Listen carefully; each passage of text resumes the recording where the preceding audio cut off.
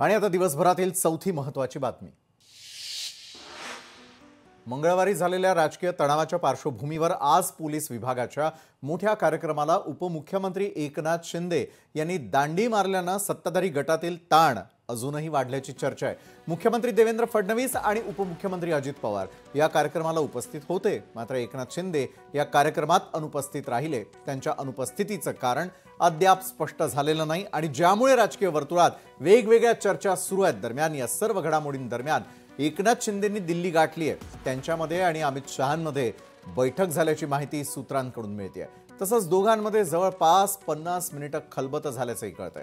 या बैठकीदरम्यान एकनाथ शिंदेंनी श्रीकांत शिंदेंच्या मतदारसंघात झालेल्या ऑपरेशन लोटसवरून आपली नाराजी व्यक्त केल्याचंही कळतंय।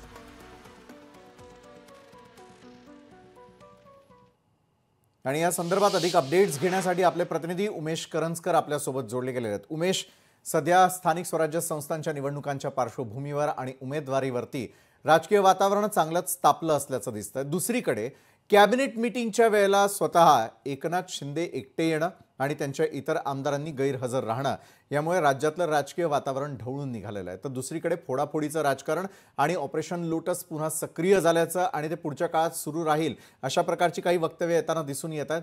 एकंदरीत सध्या राज्याचं राजकारण पाहता स्वतः एकनाथ शिंदे यांनी थेट दिल्ली गाठणं, अमित शहांशी घेत असलेली भेट, तर इकडे देखील राज्यामध्ये काही जागा वाटपासंदर्भात खलबत सुरू असल्याचं कळतंय। काय सुरू आहे राज्याच्या राजकारणात उमेश? नक्कीच विशाल सर, राज्याच्या राजकारणात सातत्याने मोठ्या घडामोडी घडताना आपल्याला पाहायला मिळतात। कारण काल ज्या प्रकारे नाराजी नाट्य शिवसेनेच्या मंत्र्यांनी कॅबिनेट बैठकीपूर्वी दाखवल्या, कारण जी प्री कॅबिनेट होती त्यासाठी सगळे जे मंत्री उपस्थित होते ते तिकडे गेले होते।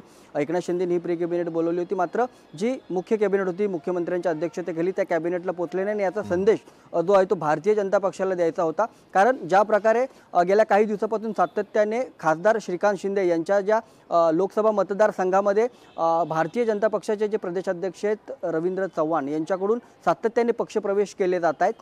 खास करून शिवसेनेचे जे पक्ष स्थानिक नेते असतील, कार्यकर्ते असतील, यांना भाजपमध्ये घेण्याचे सगळे जे प्रयत्न सुरू आहेत याबाबतची अगदी टोकाची नाराजी जी आहे ते सर्व शिवसेनेच्या मंत्र्यांमध्ये होती आणि ती नाराजी त्यांनी काल बोलूनही दाखवली। आणि या सगळ्यानंतर मग चंद्रशेखर बावनकुळे यांनी उपमुख्यमंत्री एकनाथ शिंदेंची भेट घेतली।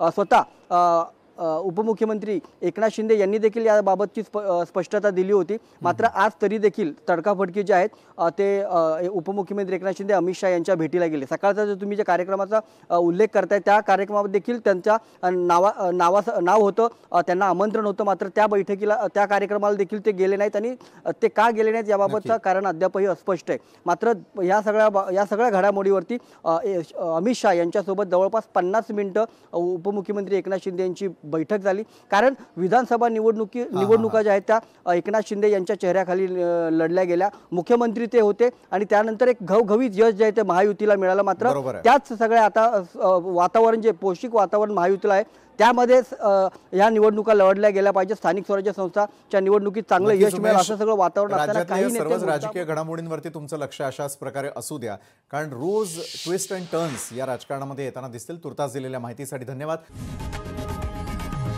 लोकशाही मराठी ऐका, पहा, जागरूक रहा।